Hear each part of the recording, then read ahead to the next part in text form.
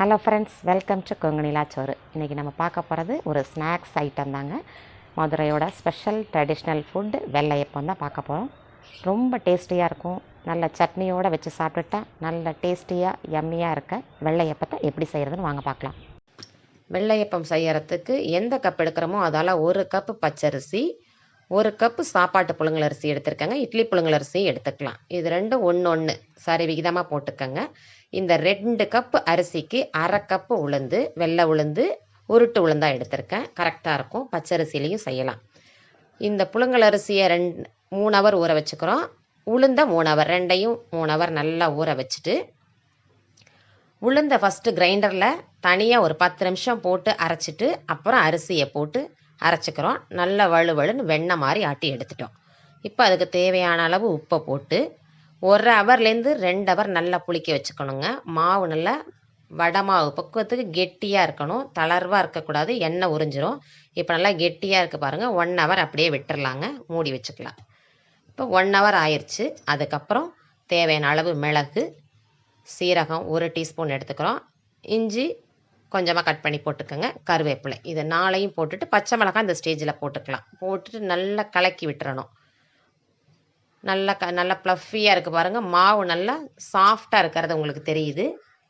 இந்த மாதிரி இருந்தால் தான் நம்ம போடுறப்போ கரெக்டான பக்குவத்தில் இருக்கும். எண்ணெய் காய்ஞ்சிட்ருக்குங்க.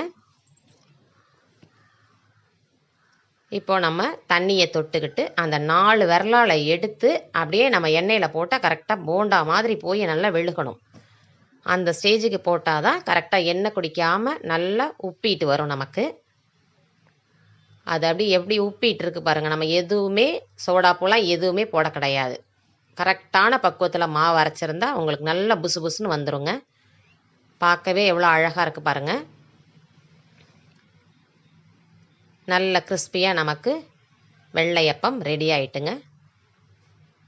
நல்ல மொறு மொறுன்னு வர வச்சு எண்ணெய் குடிக்காமல் இருக்கும். தண்ணியாக இருந்ததுன்னா உங்களுக்கு எண்ணெய் குடிக்கும்.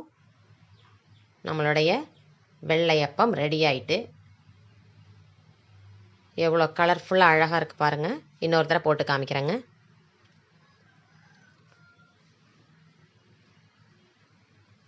நம்ம அந்த 4 விரலில் போட்டு எடுக்கிறதுலையே தான் இருக்குது உங்களுக்கு.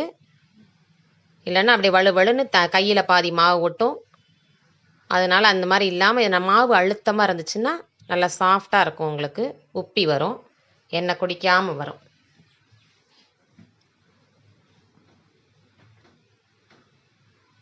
நல்ல கோல்டன் ப்ரௌன் கலர் வர்ற வரைக்கும் நல்லா பொரித்து நம்ம எடுத்துக்கலாங்க.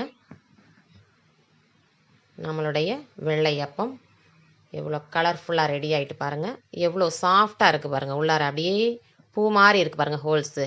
தேங்காய் சட்னி அதிலே அரைச்சிக்கலாங்க. தேங்காய், இஞ்சி, ஒரு 4 சின்ன வெங்காயம் நல்லா ஃப்ளேவராக இருக்கும். 2 மிளகாய், பச்சை மிளகாய் போட்டுக்கோங்க. பொட்டுக்கடலை தேவையான அளவு போட்டுக்கலாம். தேவையான அளவு உப்பு போட்டு சட்னி அரைச்சிக்கலாங்க. இப்போ தாளிப்பு தான். கரண்டியில் எண்ணெயை காய வச்சிட்டோம். கடுகு, காஞ்ச மிளகாய் ஃப்ளேவராக இருக்குங்க, போட்டு தாளிச்சிக்க வேண்டியதுதான். காஞ்ச மிளகாய் 2 போட்டு எடுத்து இதில் ஊற்றிட வேண்டியதுதான். நம்மளுடைய சட்னி ரெடி. நம்மளுடைய வெள்ளையப்பம் தேங்காய் சட்னியோட சூப்பராக இருக்குங்க. கண்டிப்பாக ட்ரை பண்ணி பாருங்கள். கமெண்டில் எப்படி இருக்குன்னு சொல்லுங்கள். என்னோடய வீடியோவுக்கு லைக் பண்ணுங்கள், ஷேர் பண்ணுங்கள், கமெண்ட் பண்ணுங்கள், சப்போர்ட் பண்ணுங்கள், சப்ஸ்கிரைப் பண்ணுங்கள்.